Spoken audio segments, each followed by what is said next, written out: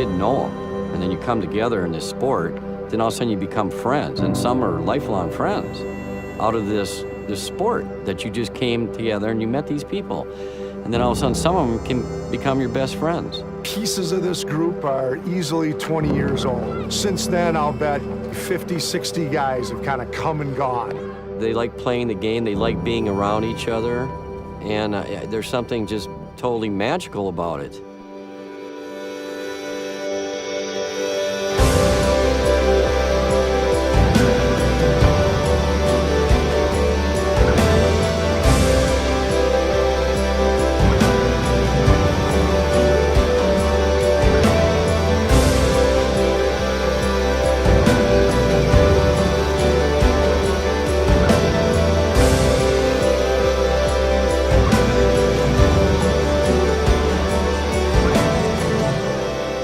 A lot of these guys, I have no clue what their names really are.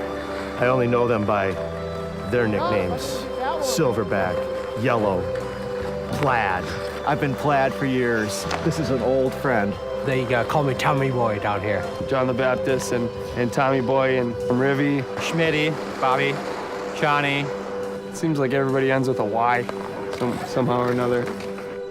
I've known those guys for 15, 20 years, but I couldn't look them up in the phone book if I had to, because nobody's listed under Silverback, you know?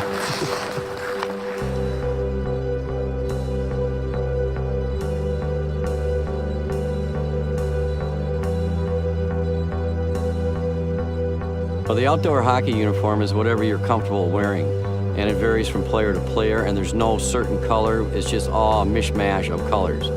It makes it hard to identify your teammates, but that's part of the allure of outdoor hockey.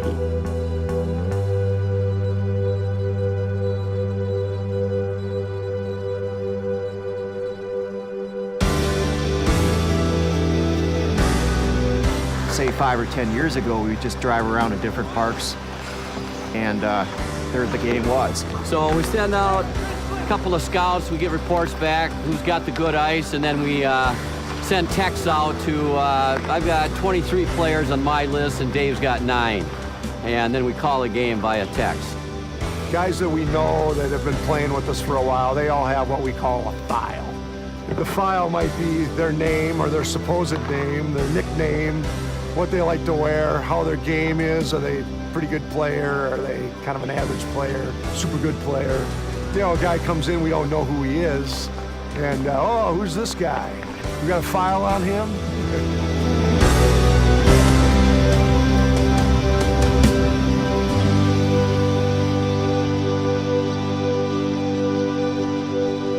The level of our outdoor hockey players varies from player to player. Some haven't played high school hockey, such as myself.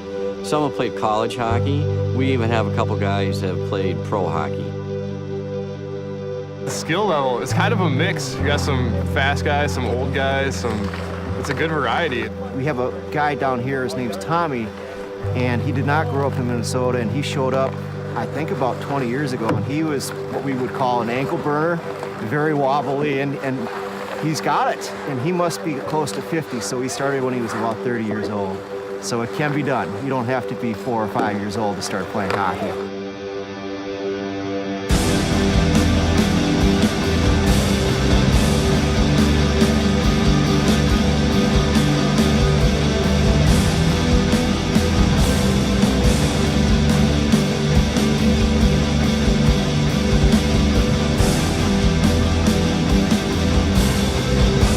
Oh, the pass is my favorite part of the game. If you can lay a 6-inch high sauce on somebody's tape on the back door for a tapping goal. You get praised more for a nice pass than scoring a goal. If you score a goal, you might get heckled. If you make a nice pass, the other team might even be like, hey, nice pass.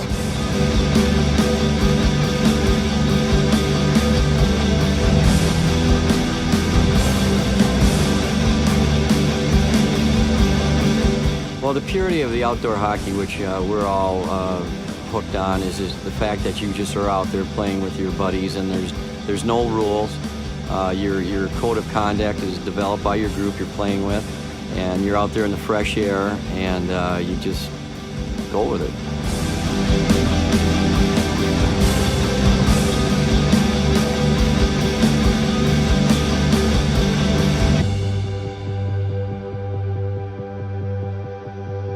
was an outdoor hockey player that we met on the ice. The thing that attracted us to Dieter was his spirit.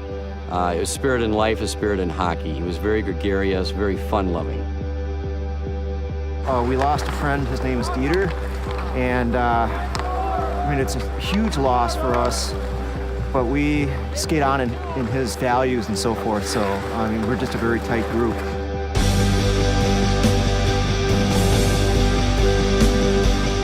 We're going to spread his ashes so he'll be part of this forever because he's a legend of the Isle. All right, we raise our sticks to one Dieter.